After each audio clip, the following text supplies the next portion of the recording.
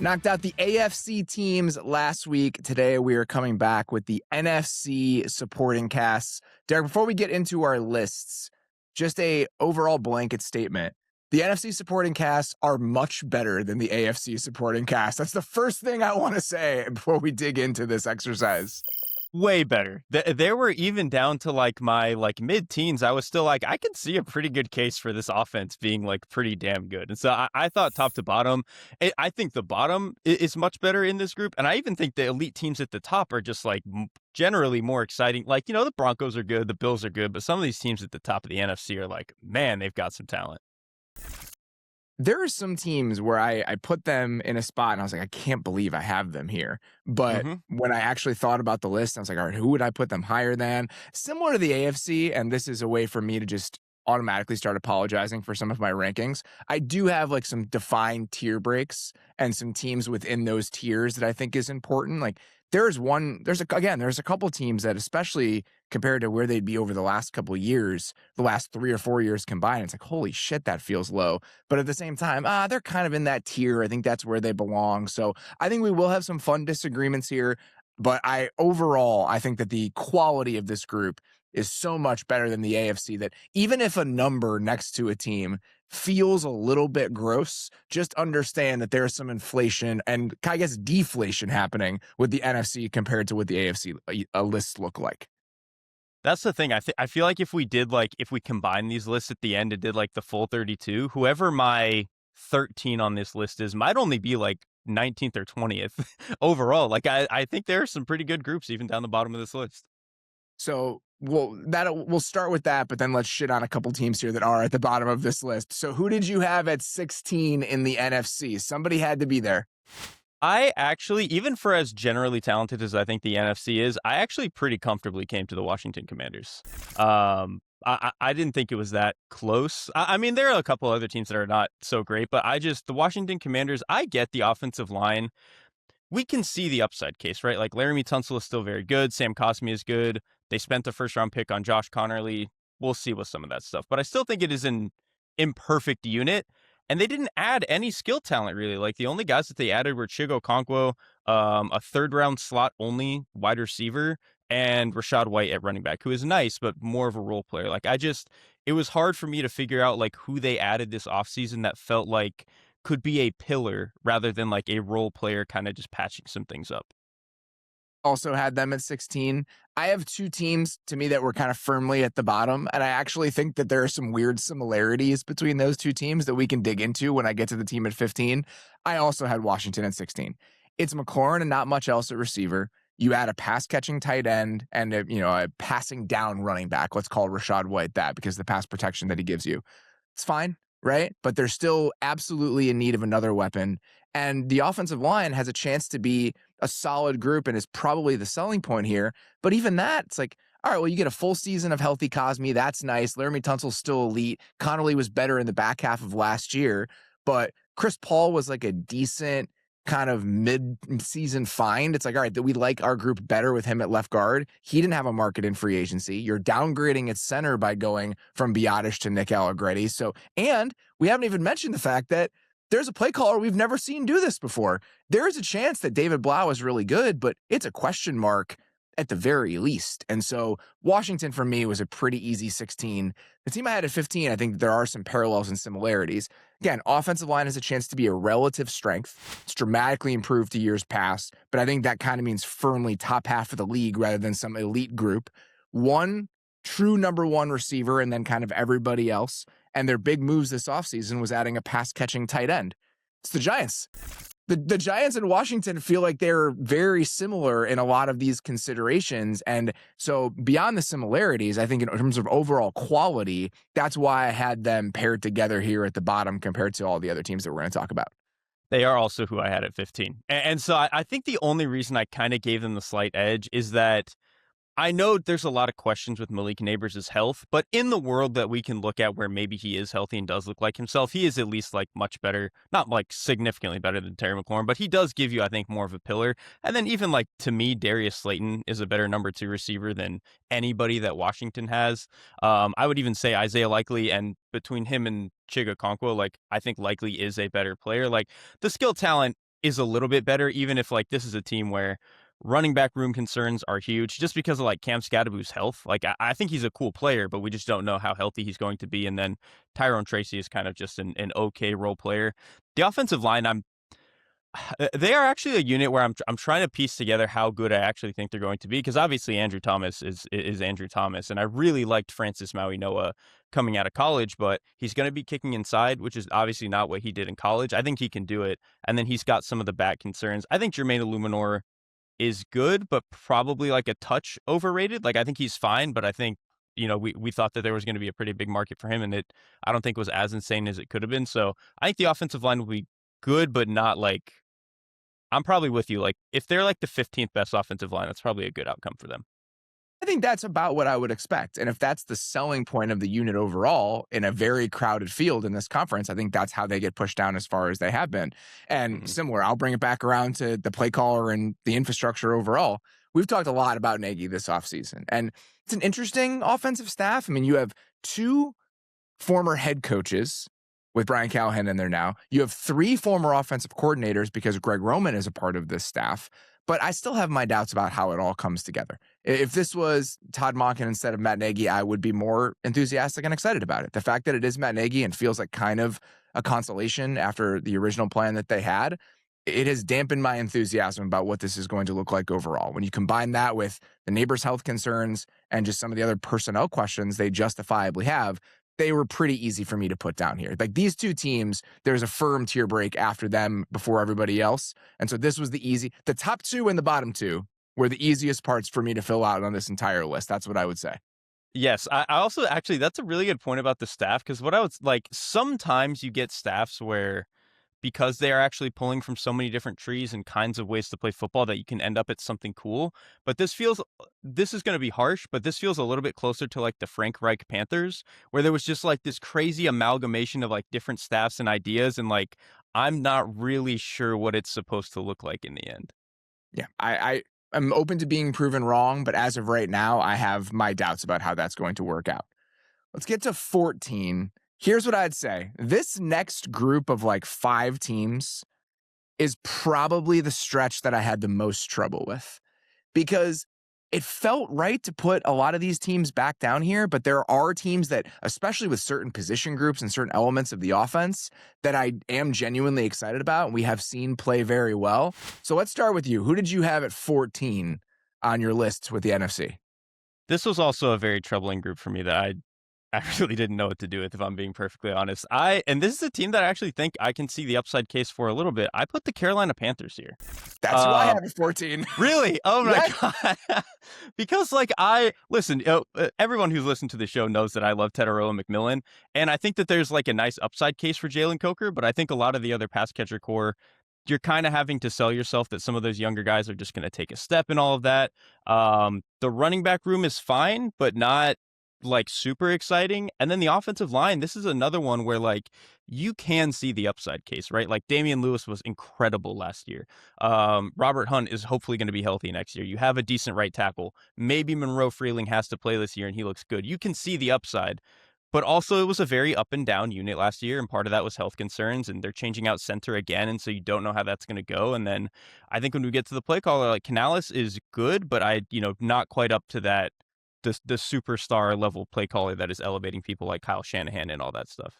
Not that I think it's going to be a huge difference, because the same group is in charge of game planning, figuring out what the plan is going to look like, all of that. But Idzig is calling plays this year. So that's even one more kind of new piece of this. I landed on the Panthers at 14, and I was surprised about it because I do have like a general level of optimism and just satisfaction, I guess is maybe the right word, about how the Panthers have approached the last couple off seasons. Like I look at what they've done and I'm like, this is fine. Like I genuinely approve of the arc of what the Carolina Panthers have tried to be over the last couple of years. But if you look at every aspect of the offense individually, none of them really stand out. Like the offensive line, you hope is a decent group, but that's still, even at their best, it's more of a we can assert ourselves on the ground group than it is a we're very good in pass protection group. So it's a flawed unit that kind of falls probably middle of the pack somewhere. Even if you're really excited about Teteroa McMillan, and I do think that there's another level to him that can get unlocked this year, by having Brazel there, having more guys that can play outside. Can you move him around a little bit? It's still overall, even if you like Coker as like a borderline 2-3 guy, it's like, it's fine. Like it's a solid group. It's not overly exciting. The same goes for the running back room, like you said. Even if Jonathan Brooks is back, maybe that gives them another gear, but that's still a huge question. And then I feel the same way about the overall structure and the play calling. Like, it's not offensive to me. It's fine. It's pretty solid, but that's kind of where I land on every individual element of this. And all the teams that I had kind of in the same tier, there was at least one aspect of those 4 categories where I was like, well, I like that more than what the Panthers have. So I was surprised for them to be here, but when I actually worked through it, I couldn't really put them any higher.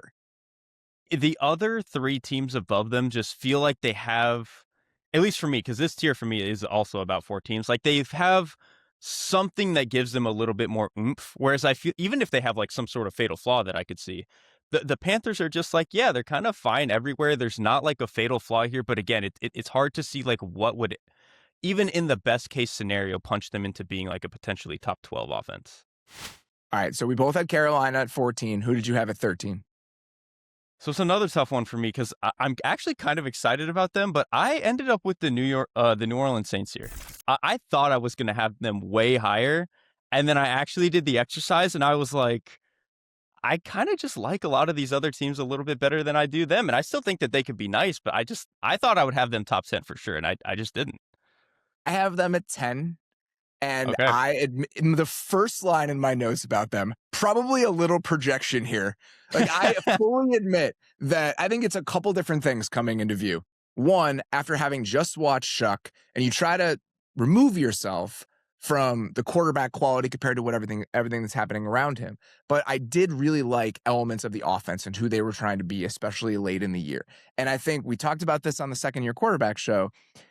I can so easily picture how their additions this offseason are supposed to cover up for some of those flaws that I do think you combine that with better interior offensive line, health and play. Just so many different little things here. I push them up just a little bit higher than a couple of the teams just behind them. And I think it's I had them at 10. So that leaves 3 teams in between 14, the Carolina at 14 and the Saints at 10. All 3 of the teams I had between them are changing out their play callers this year. So I think that's partially why I was willing to give the Saints just a little bit of an edge over that collection of teams, because you have continuity with the play caller. I think Kellen Moore did a very good job last year. And so that gave them a tiny bit of an edge over some of the other teams that I have. So what like weighed them down for you? Like if you wanted to maybe have them in the top 10 or thought you would coming into this, what were the elements that maybe pushed them a little bit further down than you might have expected? So I'll start with the offensive line. I think the offensive line can be very good. Like, I obviously love Kelvin Banks. David Edwards, I thought was a really good signing. I just think, one, and this was partly health related, they were injured last year. That offensive line was not good last year. There's a lot of like hope here. And again, I've bought into that a little bit, but it is a lot of hoping that a lot of things can come together. And I think Tyrese Fuaga on the right side really needs to show me that he's going to take more of a step. I think that there's still a lot of talent there, and he got a little bit better last year, but I want to see a little bit more from there before I feel really good about that room. And then I would say, as far as the pass catchers, I was probably just slightly lower on some of the skill player acquisitions that they made. Like, obviously, I think Tyson, like, the ceiling is cool and I see the vision for it. But I think as a prospect, I just had a couple more questions than a player that went as high as he did. And then Travis Etienne, I think, is very explosive if you can get him to the second level. And this is an offensive line that, if things come together, they could be able to do that in stretches. But I just think he's a very inconsistent player, and I'm not sure how much of their run game issues he actually solves. The run game is the spot that probably gave me the most pause and made me feel the most uneasy about putting them in the top 10 and putting them as high as I did. They were 29th in rushing success rate last year, and you'd hope that with an upgrade at running back specifically, that gets better. But just the run game infrastructure overall, I think, left something to be desired last year. And also, we talked about this on the second year quarterback show. The overall lack of run game structure holding up the passing game in this offense is very clear when you watch them last year. Like, they were 30th in the NFL in like run action overall. It's a lot of gun. It's a lot of putting a ton on the quarterback, and that allowed them to get the ball out quickly. Like, that was the structure of the offense. But overall, I think there isn't that much buttressing the quarterback here compared to some of the other like really put together overall offensive systems that are going to be near the top of this list. So I think even if I like what Kellen Moore did for what it was, I still think overall the structure of the offense doesn't do as much to lift the quarterback as some of the other play callers that I'm more excited about, if that makes sense.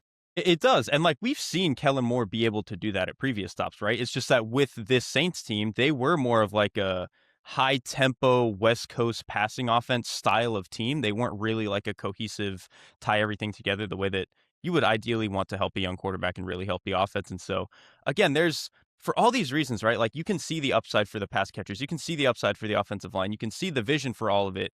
I just think that they're further away than it felt like last year because we're hopeful on some of the young players.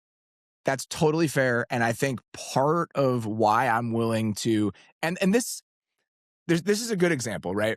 So with Arizona, I have Arizona lower than the Saints. Mm-hmm. And I think part of that is I'm projecting the Saints to like a higher percentile outcome than some of the teams I'm leaving behind them. And I understand that's probably unfair, but I think it's just because of how clearly I can see that step happening and why I can see it happening. The Tyson point is a really good one.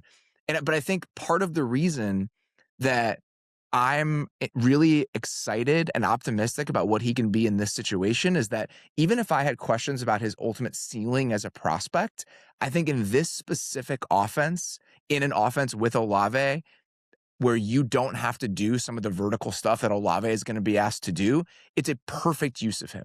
And so like the vision for him, Edwards and Achane combined with what they had last year, I just see it fitting like so seamlessly that it's easy for me to just convince myself that it's all going to work out in a way I might not be able to with some of these other teams. I know that's unfair, but I'm trying to figure out why I feel this way. And I think that's what I would drill down to. I mean, with the Cardinals specifically, it's not that unfair. They're the Cardinals. You know, they're prone to hitting their lowest outcomes pretty regularly. Which, funny enough, speaking of them, they would be my next team. Is actually the Arizona You had them at 13? What number is that for me? It would be 12 for me. Oh, you had the Saints at 13. We both had the Panthers at 14. I had Arizona at 13. So we are in the same general vicinity here. Mm-hmm. Yeah. Why? So what was it? Were you just less sure that they could get to like a medium outcome for this unit, or why did you have them a little bit lower? I think the offensive line, especially the interior, has a chance to be much improved, right? With Salomalo and Basontis there. I still think overall, right tackle is still a big question. How it all comes together is worthwhile. Like second round guards are not necessarily a quick and easy path to improvement. We've seen that could be volatile in terms of the overall impact there. So how much better is the offensive line really than it was over the last couple of years? I think that's one of my questions. And then I think it's just uncertainty, and we haven't seen Michael Fleur do this again in this sort of situation. The note that I have about the Cardinals, this is the one that I think could change the most depending on what happens this season. Like if we woke up in the middle of the year and it seems silly that the Cardinals were at 13 and we're like, actually, they belong at like 8 because Marvin Harrison Jr. really put it together. They used him in a slightly different way in a different system. The offensive line did come together in the way that they're envisioning. Jeremiah Love is an absolute monster and a multifaceted monster within the offense. I could absolutely see me being the most wrong about them, but I think that there were enough questions still to be answered that I pushed them a little bit further down. I think I get that, and I think I just had them slightly higher, and we're quibbling over one spot with this particular team. But I think for me, it was like this. I'm so sure the skill talent is good. Like even if Marvin Harrison doesn't really take a step or whatever it's going to be, like Trey McBride is probably the best, or at least like top 3 tight end in the NFL. He's obviously incredible. Jeremiah Love, I think, can be really, really good out of the gate as a run piece and as a pass catcher. Like he's really, really good at that. And so I think he can be dynamic for you. And the receiving duo of Marvin Harrison Jr. and Michael Wilson isn't the sexiest thing in the world, but when those are your other 2 skill players with the tight end and running back, that's pretty damn good to me. And so for me, it's just like the offensive line definitely needs to get better, but I don't think it needs to get that much better for this to look like a pretty sexy offensive environment, even if Mike LaFleur is kind of just average as a play caller out of the gate. Obviously, a lot of this is another one too where it's kind of hard to like take the quarterback out of it of how you think about the unit overall, because we know that we're not going to get interesting quarterback play, I would say. Why are they that low to you if you're like this excited about them? You just are more excited about the teams ahead of them? I think in terms of ceiling, if I was just rating ceiling, I probably would have put the Cardinals like eighth, something like that. Because again, I think the skill talent is phenomenal, and like I do think the offensive line can get better. I think the reason I just had them a little bit lower is definitely the two teams that I have above them. They have one thing about them that I am very confident it gives you an extremely high floor in a way that I'm not sure the Cardinals have, even if I really, really like their skill talent. Yeah. Again, I said I think this one could change the most depending on what happens this season. So if they do feel like a top 8 team, Mhm. if we were to do this again in the middle of the year, that would not surprise me. I just, for some reason, I think it's just a question about how much the offensive line is going to come together. And I think the pass catching group is good. I think like phenomenal is, I would hold back on that. I think if this is an offense that can get the most out of those receivers, combined with what Trey McBride is going to give you, then I feel like this could look very different. I still just like, what is Marvin Harrison Jr. in this situation? What is Michael Wilson in this situation? I think that combined with McBride and Jeremiah Love, there is a chance that if we're doing just offensive weaponry by the end of the year, are they in the top 5 in this conference? Are they higher than that? I do believe that can be the case. I think I'm just in wait and see mode with an entirely new staff, an entirely new offense, and we just haven't seen any of those guys in this situation. And again, I think that's partially why I'm willing to put the Saints a little bit higher, even if I think the stealing case for them isn't maybe as similar to where the Cardinals are, because at least we saw Kellen Moore do it last year, right? Like at least we saw that happen. The fact that it's an entirely new staff with the Cardinals and a lot of new roles, I think that's what holds me back just a little bit. All right, so you had Arizona at 12. I had Arizona at 13. So I have the Falcons at 12. Where did you have the Falcons? Wow, I had the Falcons at 7. I All had them right, pretty high, but I'm the Drake London guy, so let's get into that. I can understand that. I think here's where I started with this. I think the offensive line has eroded a little bit over the last couple of years compared to what they were at their best. And I think that to me is again why I maybe was a little bit surprised how low I had them compared to some other teams. Like for example, I have the Bucs one spot ahead of them. That is solely because I think the Bucs offensive line at its best can be a really, really good unit. And I think that Atlanta's offensive line is just no longer there. They had a sub 40% rushing success rate last year with Bijan. Mm-hmm. Like that's it was not great. That element of the offense just isn't quite what it has been over the last couple years. When you had Dahlman and McGarry, at least you had like an ass kicking run blocking offensive line. Right now, it's really just Lidstrom is really your only high end player there. And then you have acceptable answers at a lot of those other spots, but it's not like a high level group, especially when it comes to like the run game, the way that it was a couple years ago. And as much as I love Drake London and I love Bijan Robinson, it's Kyle Pitts, and then what else? Like the tertiary receiving options within this offense when it comes to like the receivers and the tight ends, I think that there's a lot to be desired there. So even if the strengths are very strong, I think the quality of the offensive line overall and the options behind the star level pass catchers, that was the reason I had them a little bit lower. The floor case for this team is a little scary. I don't even necessarily like disagree with that because yeah, the tertiary pass catchers, once you get past Drake London and Kyle Pitts, is a little bit scary. It's a lot of guys who have been 4s for other teams over the last handful of years. And the offensive line has eroded, but I think my contention there and why I'm at least willing to believe it, part of why I think they were struggled last year to find consistency is that it was the same play over and over again. Like they were the most like wide zone team in the NFL. Like it's kind of all that they ran. And so obviously Stefanski does some of that, but I think he's more varied and is going to do a better job of being able to piece together the offense as a whole. And even if the offensive line talent isn't necessarily better, I at least trust the structure of the offense to help those guys out and give Bijan Robinson some better chances to continue to make plays the way that he has. I think a lot of this came down to me is that I just think I'm probably just higher on those particular 3 skill players than a lot of other people. Not Bijan. I think everybody obviously knows how good he is, but like I think Drake London is as close to you can get to being in that like elite receiver group without actually being there. Like to me, he is knocking on the door. Kyle Pitts, I think, is a very good player that we just all hate for fantasy football reasons, from sins of previous seasons. But I think he is still a pretty good, damn good tight end. And then Bijan Robinson, I just like he is a special player. He had like the quietest leading the league in scrimmage yards year that I've ever seen last year because that Falcons team was just disinteresting. But he's a phenomenal pass blocker. He's as good as anybody as a pass catcher. He, I think my favorite trait about him is he just fixes runs that have been nuked in the backfield. Like you can hit him in the backfield, but he will find a way to get back to zero, which is a pretty impressive trait. Like I just the floor case for this team, I get it. I get why it's scary. The offensive line's not great. Some of the second and third pass catchers, but I think that trio of skill players with this coach and offensive infrastructure, I think it could be pretty damn good. I guess that's part of why I have them a little bit lower is that I guess I just have some questions about how good that offensive infrastructure is going to be. Like the Browns looking the way they have on offense over the last couple of years. Is that solely a product of offensive line injuries and quarterback play? Like, is that the reason that the Browns have looked so haphazard over the last couple of years? Or And are maybe we it's overstating how much of a fix this is going to be?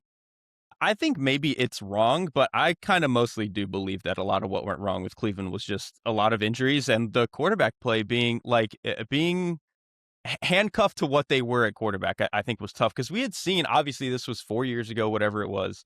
Those offenses with like Jacoby Brissett or early on with Baker Mayfield, like I that to me is more the real version of what you get with Stefanski, and what happened over the last 2 or 3 years was more a product of circumstance than anything. To hear why they should be ahead of teams like the Bucks and the Saints. Like again, that's all in the same tier. Like if you wanted to put the Falcons at 10, I'd be okay with that. It's harder for me to put them over the teams I have in like the next couple tiers. That's harder for me. There are a couple teams I have them over that is pretty aggressive, but I'm okay with it. I probably am understating like the superstar level impact that Bijan and Drake London are both giving you when those guys. I mean, obviously Drake London was a little bit banged up last year. I'm probably underrating that a little bit, especially when you compare it to like a team like the Bucks one spot ahead of them. But again, I think when it comes down to it, I just think that the Bucks offensive line at its best gives you a chance for such a floor as an offense. And I think we're just forgetting how banged up the Bucks offensive line was last year in talking and thinking about what they're going to feel like this year. Even if you have questions about everything else, I still feel like the best case scenario for that offensive line is what gives them a slight edge. But I could still see the Falcons like at the top of this tier being in the top 10. But any higher than that, and again, some of the teams you're going to have to put them over to put them at 7. I'm just not sure I can get there. And they're going to feel aggressive once we get there, but I get it. All right, so I had Washington at 16, Giants at 15, Panthers at 14, Arizona at 13, Falcons at 12. Who did you have at 12? I had it 12. That was where I put the Arizona Cardinals. Arizona, So we talked okay. about them. Yes. So who did you have at 11? Speaking of the Tampa Bay Buccaneers, this to me was kind of a tier like 11 to 14 ish, and I put the Bucks at the top of it because of what you just said. Like the offensive line, the best case for the offensive line is still like a top probably 6 offensive line. Like center is obviously squared away. Tristan Wirfs is as good as anybody at his position in the league. Luka Decky is a really good right tackle when he's healthy. Like Mock is really good. Like the offensive line, if it comes together and if it's healthy and if the offensive play calling looks decent for them, I think it can be a really special unit. I just think the new play caller, for the 3rd year in a row or 4th year in a row, is a big question mark to me, I think, in this particular case. And then the skill group is not bad. Like there are definitely some talent here, but I found myself less excited about them than I thought I was going to be when we started the exercise. Yeah, that's kind of how I feel too. And I think that Zach Robinson was fine in Atlanta, right? It wasn't a disaster, but I still have my concerns there about how this is going to look.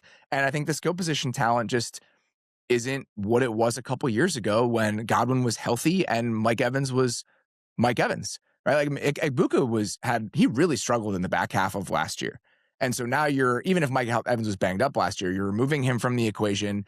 It's really Godwin and Ibuka are the guys you're really leaning on this year. Bucky Irving took a huge step back last year. I obviously know the offensive line was part of that. And so I think that there are enough other big picture questions about some of the personnel, the play calling, everything else, that even if I'm excited about the offensive line being back healthy and what that can mean, I have enough reservations that I have them in this tier compared to where we would have had them a year ago or 2 years ago. And here's my minor reservation with the offensive line. Talent-wise, they're obviously incredible. But I think when they were at their best, like 2 years ago and stuff like especially with Liam Cohen, so much of what they were good at was a lot of like gap scheme runs, like moving guys, pulling guys, down blocks, all that stuff. Zach Robinson didn't really do any of that in Atlanta. And so obviously I think he could change. And I think this offensive line is so good that it kind of doesn't matter what you run with them. But I do think that there's like a little bit of like, I wonder if they're going to end up leaving meat on the bone with the way that the offense is going to be constructed. Wouldn't be worried about that. I think the run game looking the way it did in Atlanta is purely an expression of Dwayne Leverett and his background. In That makes sense Tampa, too. Okay. Kevin Carberry is still the offensive line coach and still the run game coordinator for the Bucs, the same way he was when Liam Cohen was there, because Carberry was in Atlanta when Zach Robinson, or was in LA when Zach Robinson was in LA. And so they just carried him over. So Okay. I assume that, I'm pretty sure that the run game looked the way that it did in Atlanta last year because that's the way that Leverett wants to do things. I think the run game will look much more varied and diversified in this Zach Robinson offense than it did in the last Zach Robinson offense. And if that's the case, then my concerns are at ease there. Because that was my only, again, if they were a purely or like more of a wide zone offense, I'm sure they'd kick ass anyway. But it does feel like the way that you want to run things with this team when you have Tristan Wirfs, Graham Barton, Cody Mock, like you want to move people and try to kick some asses. All right, so I had Panthers, Cardinals, Falcons. I'm feeling worse about the Falcons one, but I still just like, I think, you know what part of this is? I think part of it is just an inability to picture what it's going to look like. I'm like fully willing to admit that.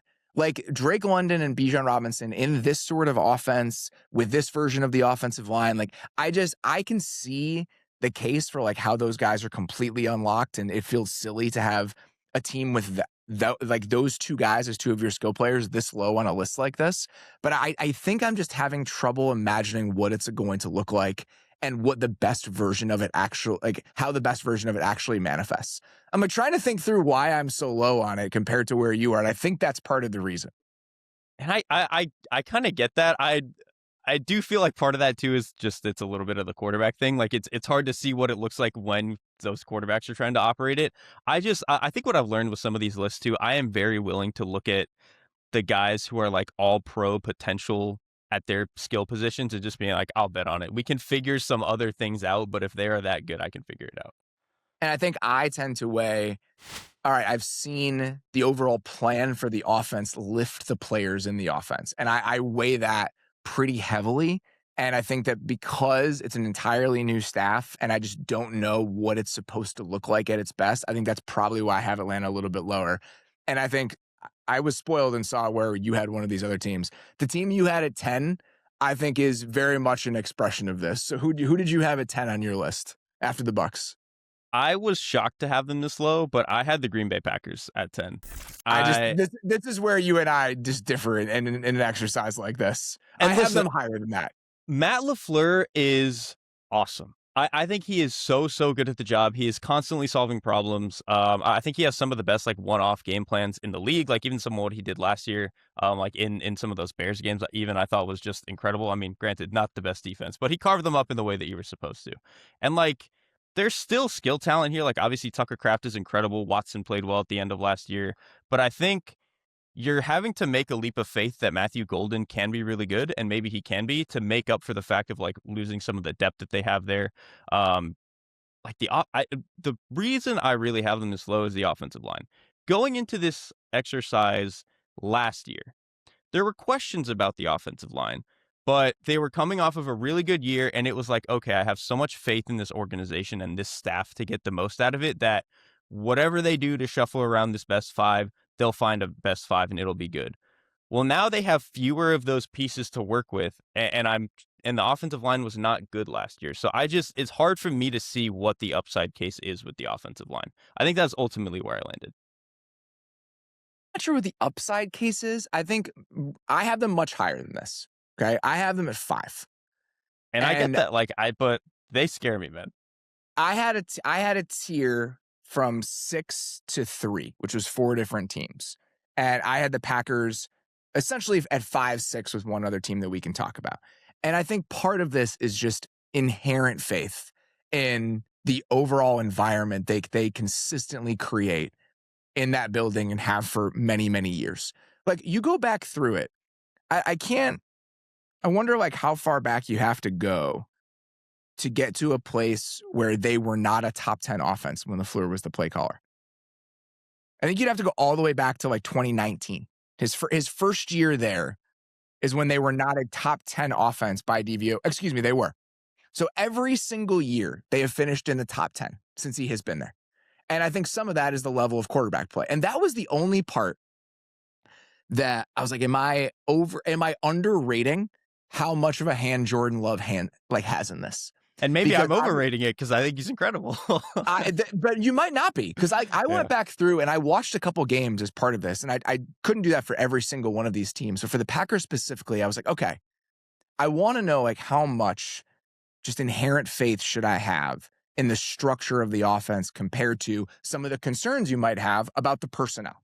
And I went back and I watched a couple of those games late in the season. I watched one of the Vikings games back, the Broncos game back, and the Thanksgiving game that they played against the Lions. A lot of it is like shot making from Jordan Love. Like, that is like a good chunk of like what makes the offense special. I think he's a really, really good quarterback. But at the same time, I still feel like you watch the Malik Willis games and just how well orchestrated those games have been over the last couple years. And even if I think that the back half of last year in 2025 overall probably wasn't the best year for Matt LaFleur, even as a play caller, I just think that he's deserved the benefit of the doubt to such an extent that even with an offensive line that might not be quite as good as it's been in years past, even with a pass catching group where you do have to project that step forward for Matthew Golden to imagine the best version of this thing, even with the running game that was middle of the pack last year compared to other previous seasons where they have been closer to the top 5, I still just have so much faith in him and that staff's ability to work through that and come out on the other side and once again just be one of those groups that we watch and like, yeah, this is one of the best offensive coaching staffs, offensive play calling units in the entire league. Like, they've just been that for so long that even if last year was like a slightly off version of this team, I still feel like they can get back to that level. I think they can in the idealized world, but like they've only lost talent this offseason is kind of my issue. And the offensive line, it's hard for me to see why they're going to be better. Like, they're shuffling some pieces around, but it's a lot of the same pieces. That's where it's hard for me to get there. What pieces did they lose that you're like really worried about? Like, is the downgrade from Rasheed Walker to Jordan Morgan your concern? Like, Elton Jenkins didn't play in the back half of last year. They lost Romeo Doubs. Like, that's the losses are skill players, yes. And I do think Doubs specifically. You go back and you watch what he was for that offense last year, and the idea that Matthew Golden can be some approximation of what Romeo Doubs was last year, I think understates how good Doubs was. But I think overall, the combination of Watson, Reed, Golden, and Tucker Kraft, and just how complementary those skill sets feel, combined with an offensive line that I do think is going to give you a certain floor, and LaFleur, and just the complete backlog we have of him constructing offenses that just make things easier for everybody, I still just feel like we're going to wake up in the middle of the season and you having them at 10 is going to feel, you're going to have regrets about that. I just don't think the offensive line gives them a floor. It is not a talented unit, like at all, really. Zach Tom is really good, but other than that, you have a ton of question marks if any of these guys can even be average NFL starters. I say it gives them a floor, I think the reason I land there is like it's good enough. I think with the offensive line, my thought is the same way it has in plenty of years past, where like even if the talent didn't seem that great, we get to a place where like it's good enough. It's good enough. And I do think that we have a chance for that to happen again, even if there are more concerns about the individual talent, like for the starting 5, and the depth that we have behind them. The depth is a very good thing to bring up, but I still feel like overall, it's a group that is probably going to clear the bar. And when you combine that with everything else, that's why I have them a couple notches higher. I think for me, and I actually think that's like, I get that argument of them just being good enough. I think for me, it's just they were barely there last year. And it's easy for me to see how they would fall under that line this year. I think that's where this they get drawn down for me. The skill talent is good, and I do love Matt LaFleur, but that offensive line more than other places scares me, which, like, we'll talk about San Francisco later. Their offensive line isn't good either, but I think there's, again, Shanahan and some of those skill players I think are just like a different tier to me that it allows me to get over it. I will fully admit that there's a chance this is kind of just like a lifetime achievement award for everything that Matt LaFleur and that group has been over the last 5 or 6 years. I'm willing to be okay with that. Like, I'm just okay with that. I'm willing to live with that. Even if that's the case, I'm willing to live with it.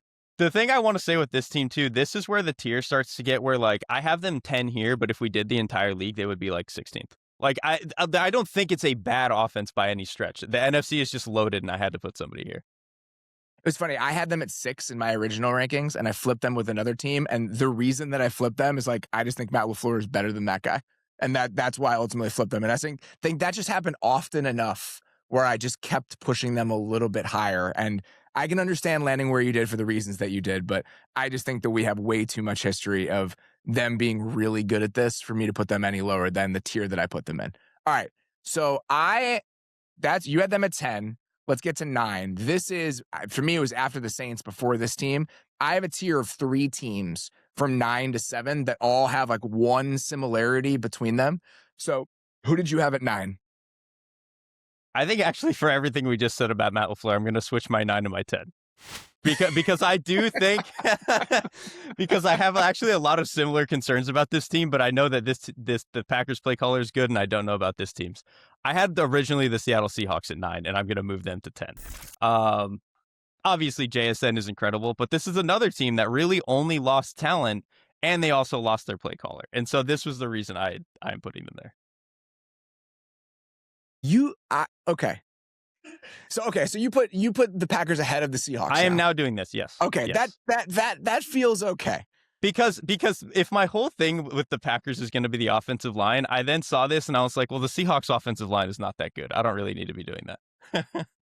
I had the Seahawks at 8. So very firmly in this tier, but I had them at 8 instead of 9. I think it's a few different things. I mean, obviously last year, the offense and the structure of the offense was so good. And it was just such a departure from what they had been previously. And I think that was a big reason for their success. Like, everything was tied together so well.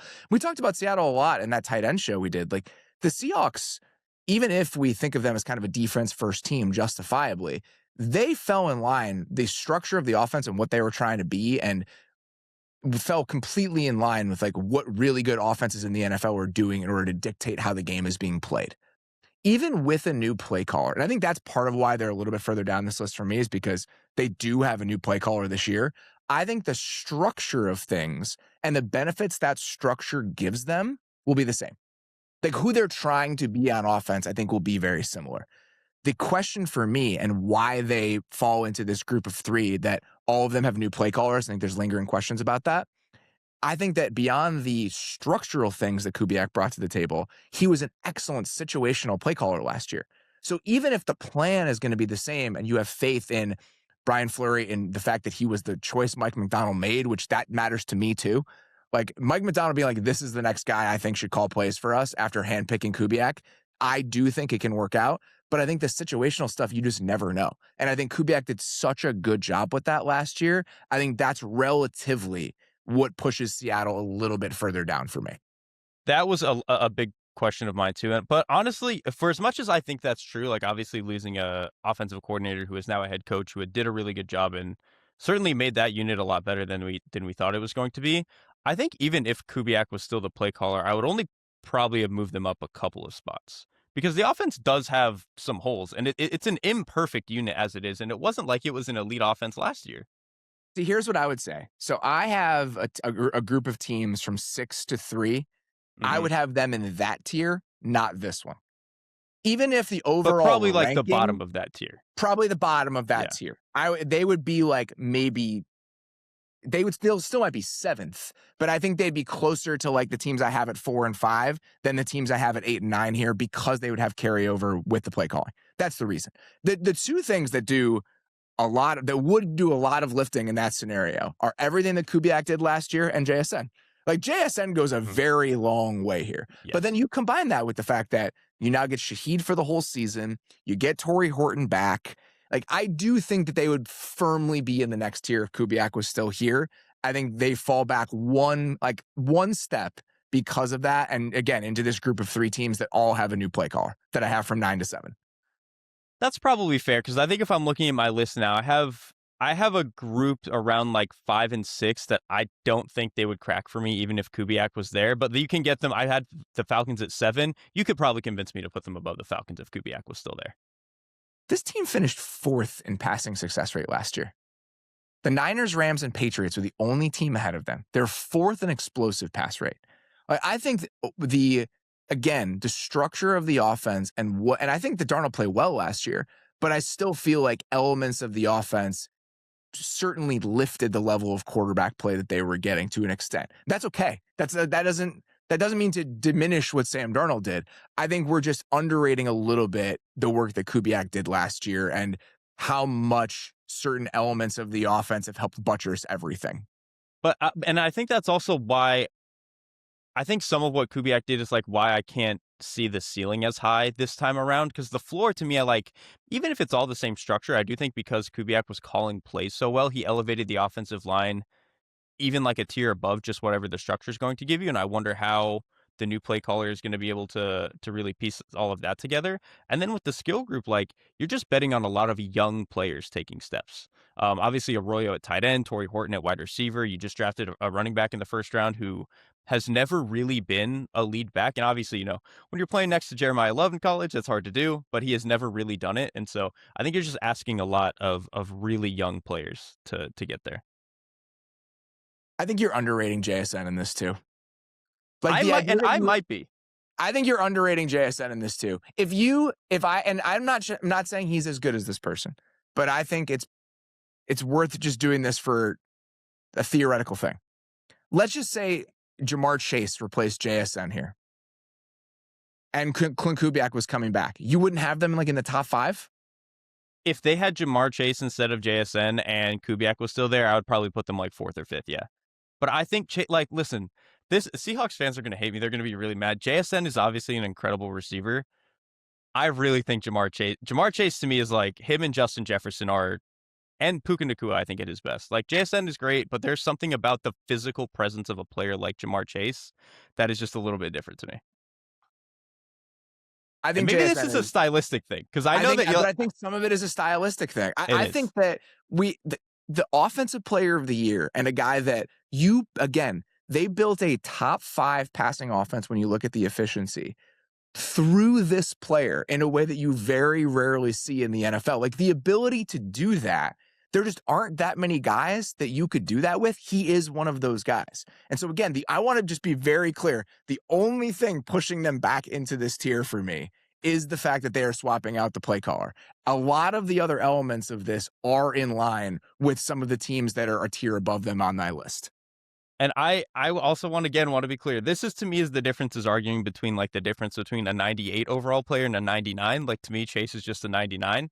I would like, I don't know. That's kind of all it is for me. I think it's a stylistic thing on top of like, I do think he's just like a hair better. I think for me, a lot of it comes down to obviously JSN, what he gives you down the field and ability to get open is his ability to get open is probably slightly better than Chase, but there is something about the guys who, when they have the ball in their hand, they are the scariest person on the field. JSN is good with the ball in his hands. He is not in the stratosphere of Jamar Chase, I don't think. Very few people are. I'm thinking more about it. I honestly think you got one switch, right?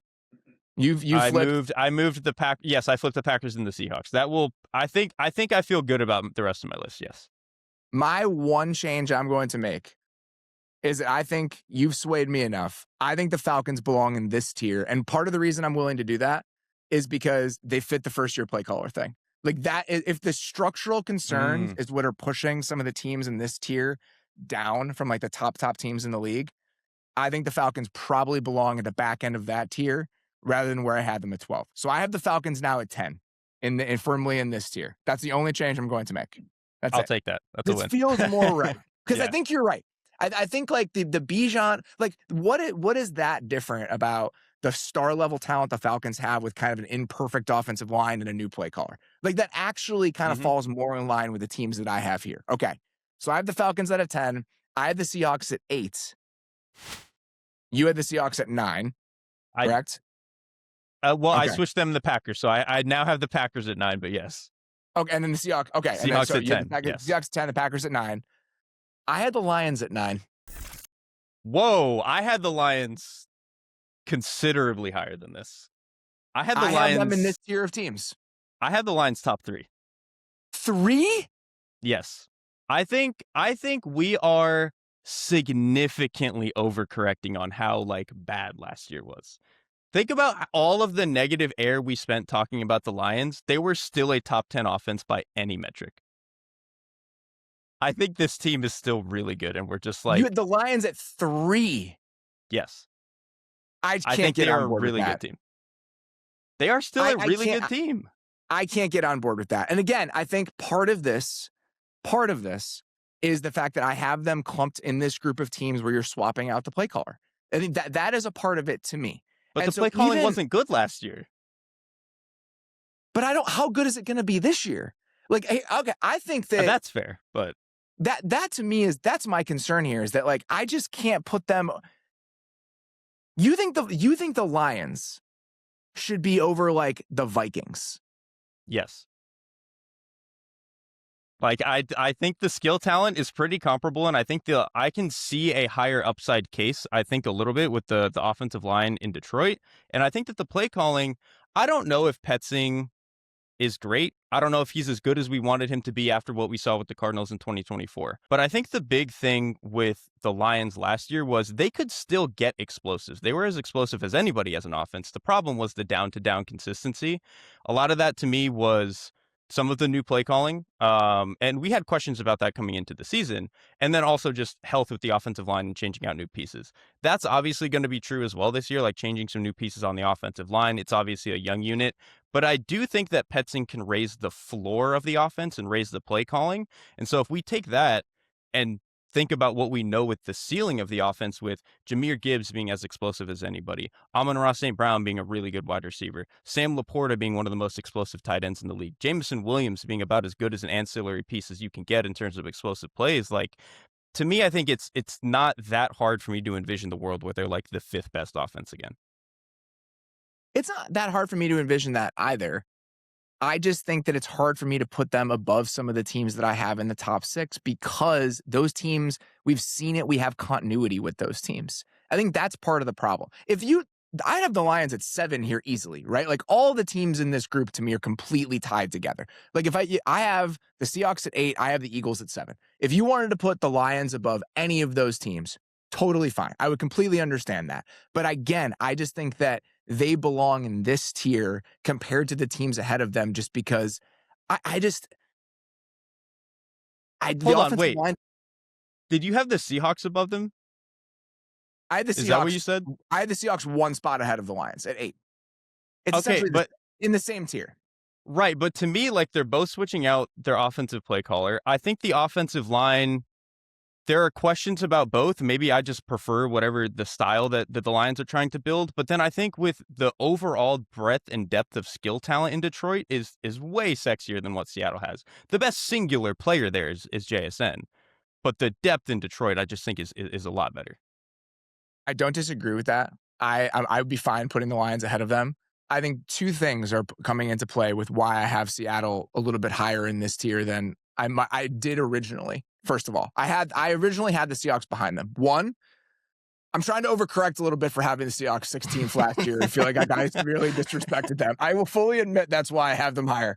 2, I do think that JSN to me is in a slightly different group than even Amon-Ra St. Brown is, with your highest end your highest end pass catcher and what you can do with him as the centerpiece of your offense.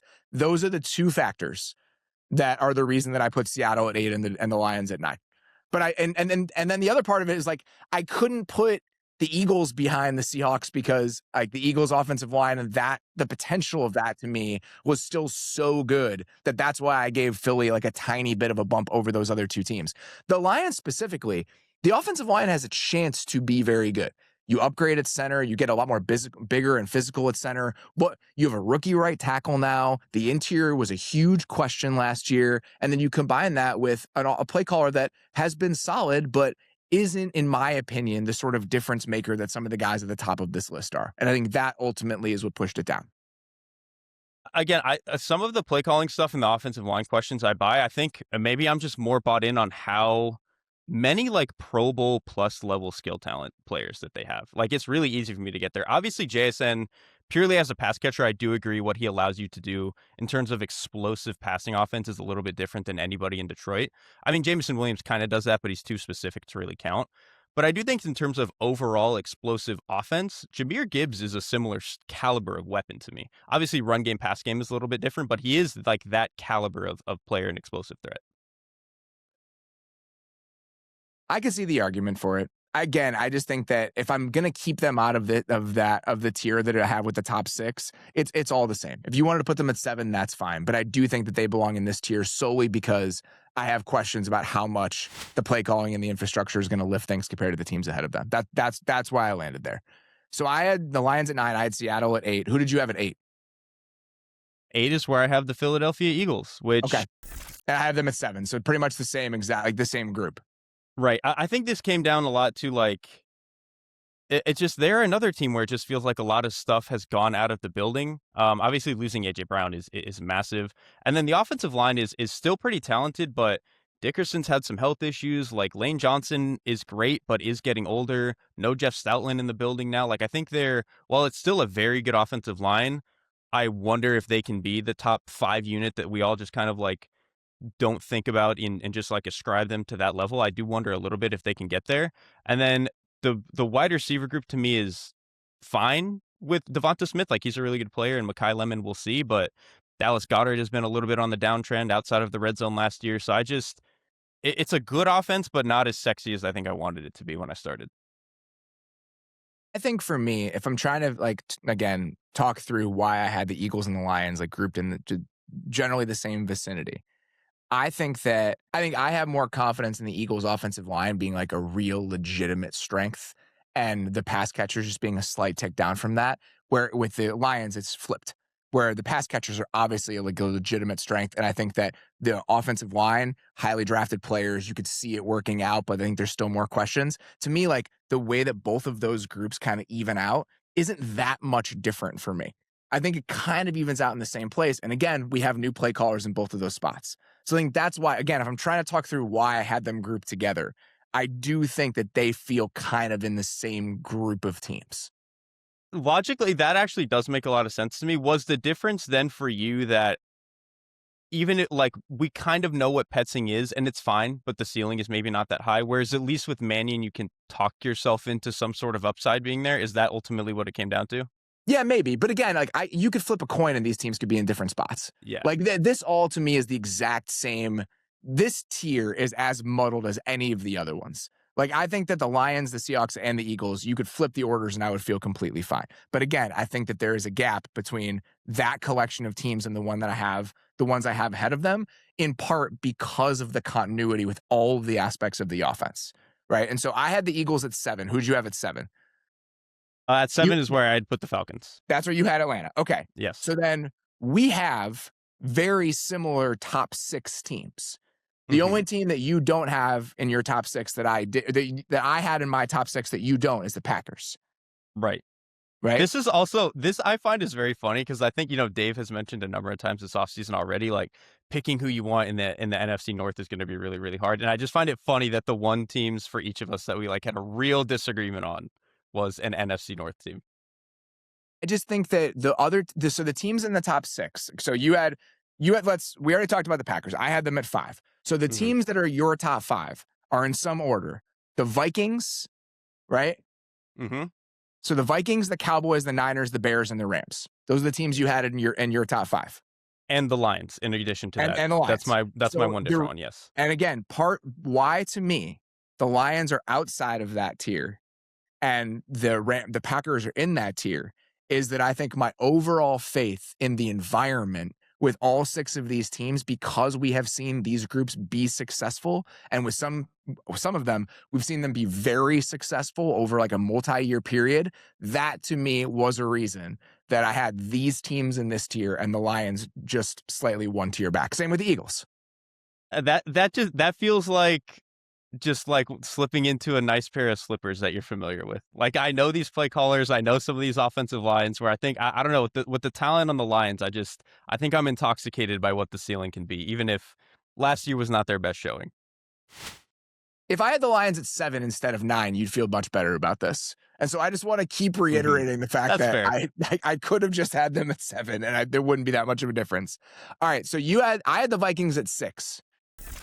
That's exactly where I had the Vikings. Okay. Was at 6 at the bottom of this group for me. And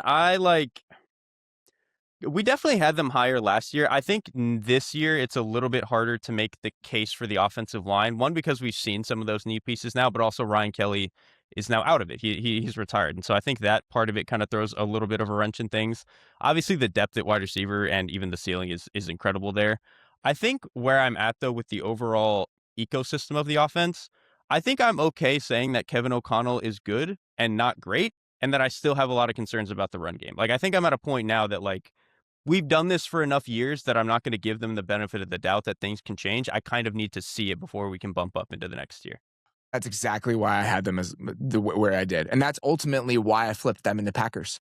Because when I first did this, I had the Vikings at 5, and I was like, Justin Jefferson, Jordan Addison's your number 2 receiver, Hawkinson, the offensive line should be much healthier this year, Kevin O'Connell. And then I was like, well, wait a second. Like, I have more faith in what Matt LaFleur has been as a play caller consistently than anything that Kevin O'Connell has done. Even in their best years, like those years where we were talking about how great the situation was around the quarterback, they were still like the 12th or 13th best offense in the league, as Matt LaFleur has been pumping out top 5 offenses consistently every single season. So that's where I sit with it, is that I think last year we were thinking of the Kevin O'Connell and the staff as one of those like true difference-making groups, combined with Justin Jefferson and an offensive line that had a chance to be much, much better. I think it's hard to talk yourself into the first part of that equation now. So even if the pass-catching talent is still very good, even if when healthier, the offensive line should still be a good group, I think there is enough of a gap between O'Connell and some of the guys higher on this list that ultimately landed the Vikings at 6 for me. That's what it is. Like, I think the offensive infrastructure there is like above board. When I look at some of the other ones above this group, talked about them, the Cowboys, the Bears, the Niners, the Rams, the Lions for me, there's something about them that I trust a little bit more than a lot of the other stuff. Like obviously with the Bears and the Rams, it's the play calling. With the Lions, even though they have some other questions, it's the skill talent. Like, they just have one thing where I was a little bit more willing to buy it. I think I'm with you on all of that. And again, that's why I had them at the bottom of this tier and not any higher. I think if you look at what happened last year, top 5 in your case or top 6 in my case might be surprising for people. But I think if you project this moving forward, the offensive line should be much better this year than it was last year. They played 17 offensive line combinations last year, which was the second most in the league after the Chargers. Their most played combination, which is both starting tackles with Darrisaw and O'Neal in the game, played 25% of their snaps last year. That was it. The pressure rate if you look at all of the units with Darrisaw, which is significantly lower than it was when Justin School was in there, which shouldn't surprise anybody. The number that jumped out to me, the EPA per dropback last year with and without Christian Darrisaw on the field. Without Christian Darrisaw, negative 0.35. With Christian Darrisaw, negative 0.08. So that's the difference between the Browns offense and the Bengals offense from last season, with and without Christian Darrisaw. And on-off stats are, again, normal caveats about how complicated and complex they are. It's not causal, but just an indication of how different this group felt. Even with Darrisaw banged up last year, he was hampered last year, and you still felt such a drastic difference when he was out there. He said this week he feels essentially 100% healthy, like as good as he has felt since the knee injury happened. And I think that combined with the rest of the offensive line still being an improved group from where it was a couple of years ago and the skill position talent, even if I do land where you do about O'Connell, I still think they deserve to be in this tier of teams. again, and that's why I put them here. Like, to me, I had the Falcons at 7 and the Vikings at 6. That's a split for me. Like, I do think that the Vikings are like a tier above that and are kind of in their own thing here with these other teams. All right, so you had the Vikings at 5. I had the Packers at 5. Right? No, the Vikings were my 6th. You had the Vikings at 6. Okay, so Yes. who'd you have at 5? The Dallas Cowboys. I had them at 4. Oh, okay, a little bit higher. This is one where I think I really, really want to buy the ascending and young offensive line. I think maybe the reason I put them right behind my team at 4 is there's a small amount of me that like does want to see it, but this is a staff that I think that we were both really impressed by last year. Like, in a way that we just didn't think that we would be. Like, Brian Schottenheimer and Clayton Adams really kicking up the gear the way that they did, I thought was awesome. And you can still very well see the upside case for this offensive line. And then to go to the talent thing, like having a wide receiver group with CeeDee Lamb and George Pickens there's a lot of easy in the offense when those two guys are out there. And so even if the tight end room is whatever and the running back room is kind of just okay, I think a lot of those factors make it easy to see how you can make a really special offense just out of these pieces. Part of the reason I had the Cowboys in this tier and I had them at 4 was because, again, I fall in the same place that you do with Schottenheimer, Clayton Adams, the staff, what the structure of the offense looked like, all of that stuff. That's why I had them in this group. Why I had them a little bit higher is because of the receivers. Like right now, where would you rank Pickens and Lamb among starting wide receiver duos in the NFL? I mean, Chase and Higgins is 1. I mean, after that, you can kind of open the door, right? I think it's them. Yeah, because of those two, like, Justin Jefferson is a better player than either of those two, but I think both of these two are comfortably better than like Jordan Addison. And Jordan Addison's a good player, but like much better. CeeDee Lamb is a like a justifiable $30 million receiver, and George Pickens was better than CeeDee Lamb last year. Mm-hmm. Like I really don't even know who. It probably is just Jamar Chase and T. Higgins. That might be it. That's the reason that I had the Vikings as high, or the Cowboys as high as I did. Again, I like a lot of the things that they did last year, and I do think the offense is going to be even better with that staff in year 2. We had a lot of guys there in the year 1 of their roles. Clayton Adams is first year as an offensive coordinator in the league. It's a huge step up in responsibility. Their offensive line coach came from college. Like, I think there are just so many new elements to what that staff looked like last year. I do think they're going to be even better this year. And when you combine that with, to me, like what feels like the NFC version of what Chase and Higgins are giving you, like I do think that they are firmly the second best duo now that A.J. Brown and Devontae Smith are no longer together. So when you combine that with the enthusiasm for the staff, even with some of the questions about the offensive line, I do think those questions still exist, right? Tyler Guyton is still a work in progress. Him coming into last season banged up is a huge bummer. I do have faith he can be better going through this offseason fully healthy. You get Cooper Beebe back healthy for most of the season. Like, I still think that has a chance to be a really, really good group. And I'm maybe giving them the benefit of the doubt in the way I'm not with some of these other offensive lines. But that one of the reasons that even with that in mind, I think the receivers just pushed them up so high for me that it was hard for me to put them any lower than 4. I get that. Again, I think this just came down to like my team at 4 has a really good play caller that I trust. And obviously this staff is pretty good too, but he's one of those untouchables. All right, so you had the Lions at 3. So that means you had the Niners at 4. I had the Lions top 3. I'm going to decide when I get there where I actually put them. But that at 4, I have the San Francisco 49ers, yes. And again, that ultimately comes down to the offensive line. Obviously in San Francisco, I think is going to be worse than it is in Dallas. And obviously I still think the top of the Dallas skill talent is probably better, if only because like Mike Evans is getting older and George Kittle, like we'll see in terms of his health. But like Kyle's the man. Like Kyle Shanahan is incredible. Like this to me, in the way that you were talking about like Matt LaFleur kind of just prints top 10 offense, Kyle Shanahan prints top 5 offense. And I do think I'm a little bit more willing to buy that despite the offensive line questions. The Niners were firmly at the top of this tier of teams. Like I do think there is a separation between them and the teams I have 1 and 2, and we can talk about that. But the Niners were like a no doubt about it. They were 3rd overall and at the top of this tier. The only reason they're not in the group of teams I had at 1-2 was because the run game just isn't like a dominant, like we can assert ourselves in this way sort of group. They were like dead on average as a running game last year. That's truly the only thing keeping, and I think the offensive line talent and the ceiling that the offensive line overall gives them is not quite what it is for the teams at the top, in part because, again, they just can't assert themselves on the ground in the way that I think the Rams and the Bears can. So that's the only reason that the Niners are like a small step back from those two teams. Other than that, I mean, just there's everything to like about this. I think that the Kyle Shanahan part of it is obviously undeniable.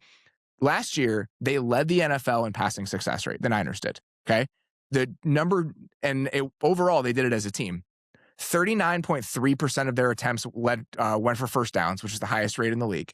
If you look at it by individual quarterback, Brock Purdy was number one in the NFL last year in passing success rate, well, among players with at least 200 dropbacks. Who do you think was number two?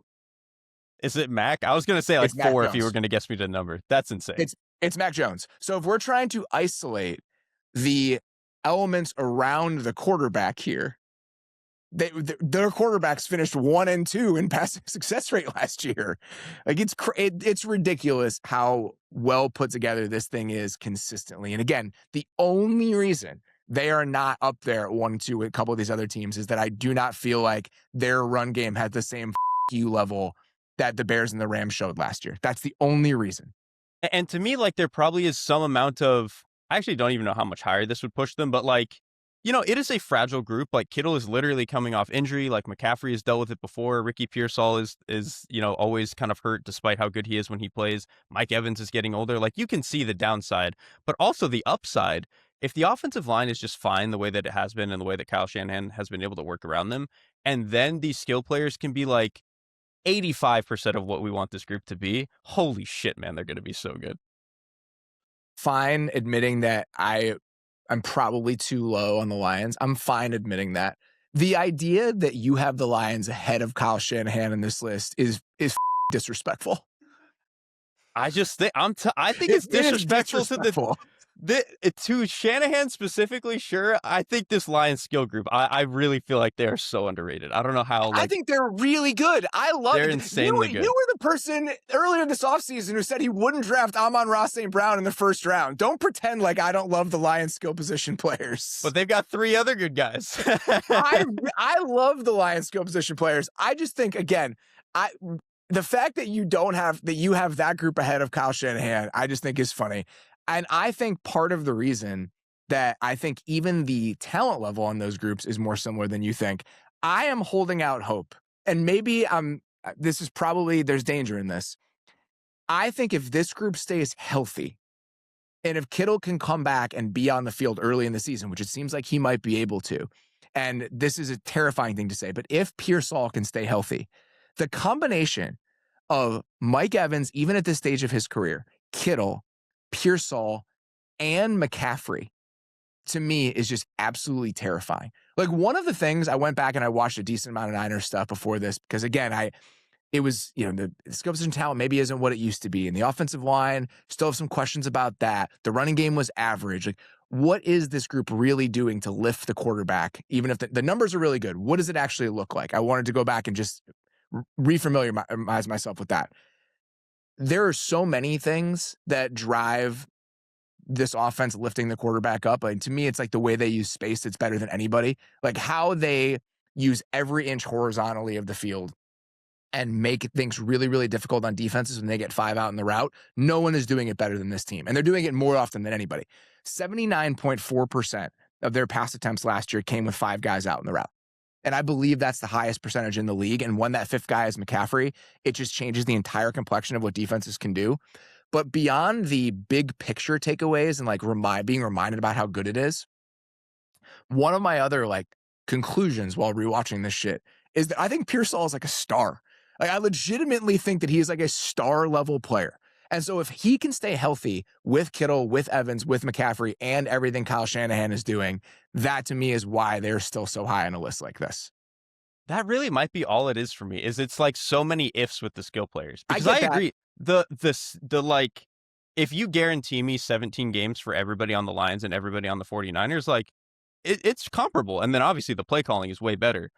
I just, and maybe this is like stupid for an exercise like this, but I'm just not confident that we're going to get that out of those guys. I want to see it, but I think I'm just like a tad more scared of it than I am with a team like the Lions.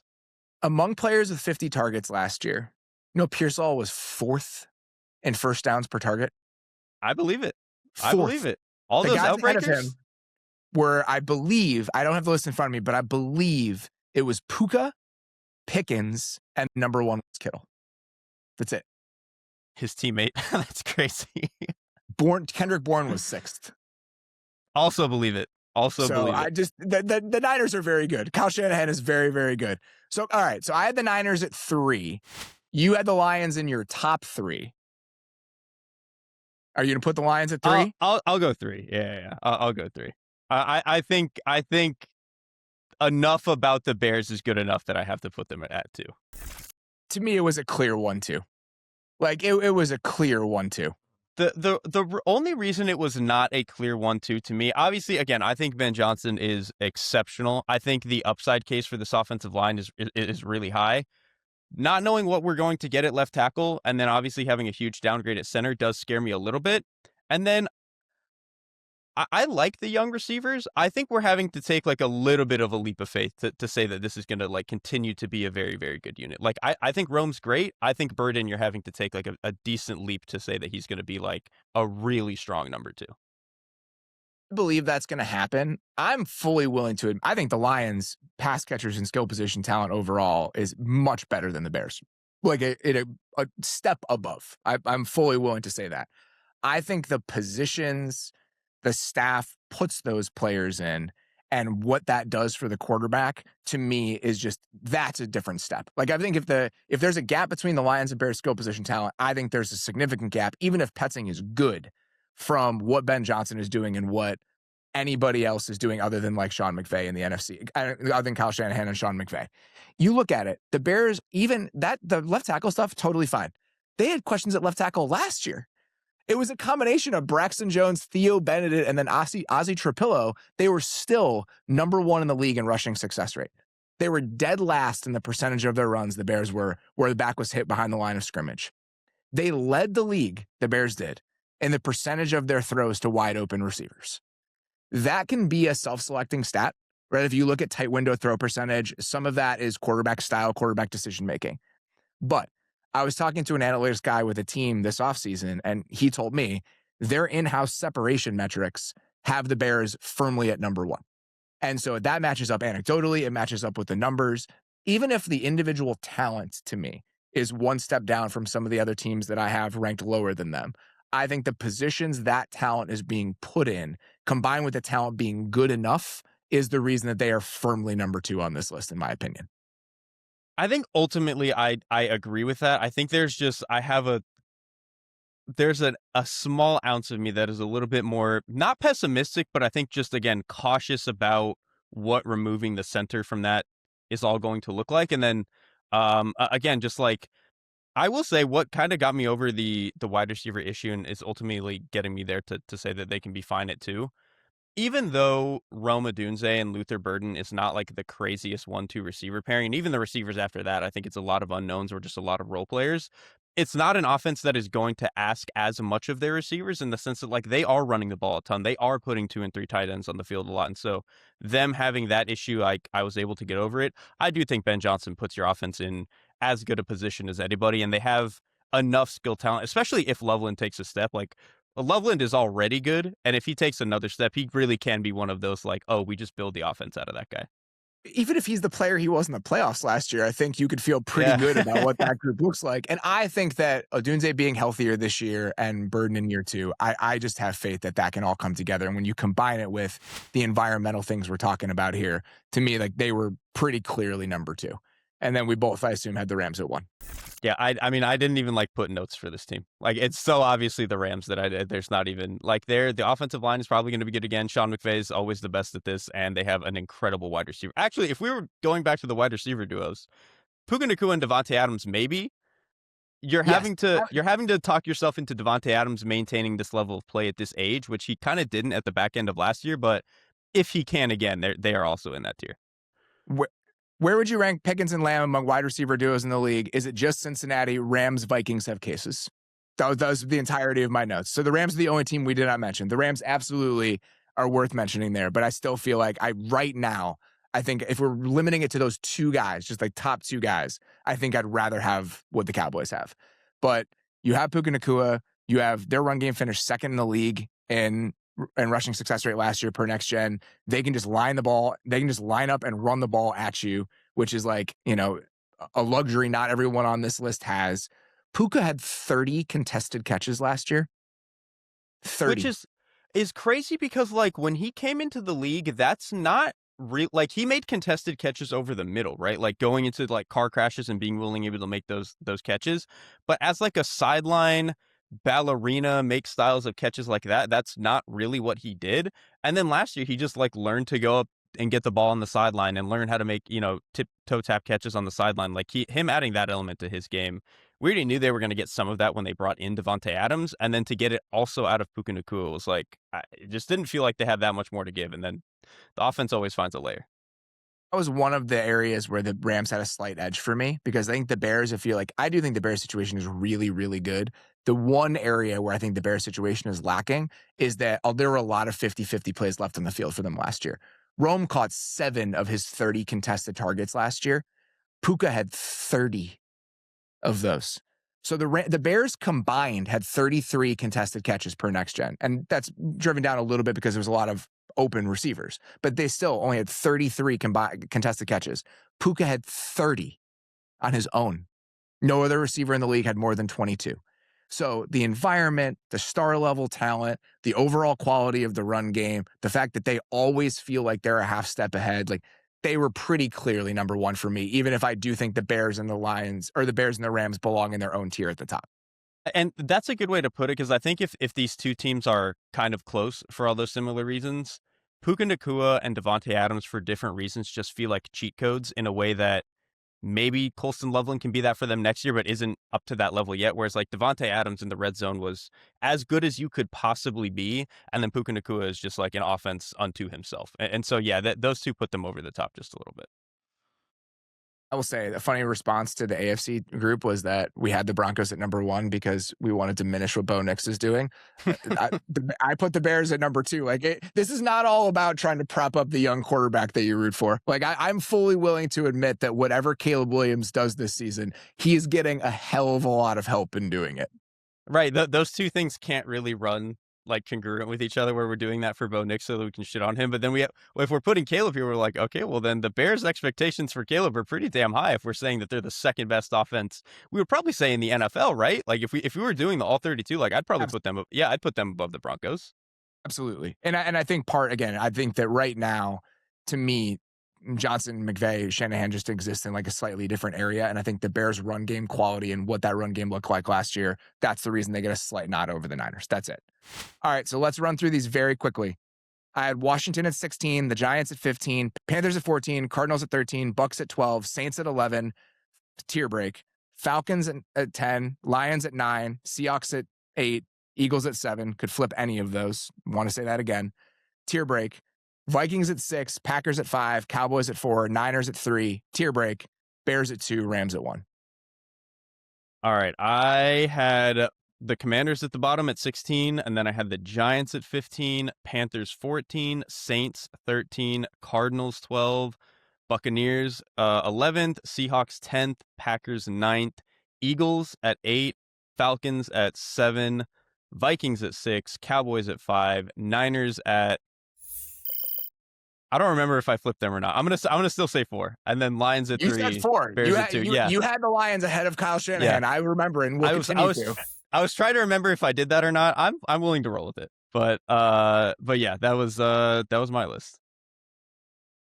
I fully admit that having the Lions in that third tier could come back to haunt me, but I still feel like right now the continuity with the play calling and all of those other places is the reason that they just belong a slight step down. But overall, I feel the only thing, again, when I changed it, I think the Falcons belong in that tier with the Lions, the Seahawks, and the Eagles. It's the only thing from my original list that I think you swayed me on. Other than that, you're very wrong about the teams that we disagreed about. We'll see about the Falcons. All right. That is all we've got for today. We will be back tomorrow with our next lingering questions series, just stuff that we wanted to go back and re-examine from the end of last year that we just might not have had the time to do in real time. Very excited about continuing those conversations. For now, that's all we got. Appreciate you guys listening. We'll talk to you very soon. Thanks for watching. Follow the Athletic Football Show wherever you get your podcasts. And don't forget to subscribe on YouTube.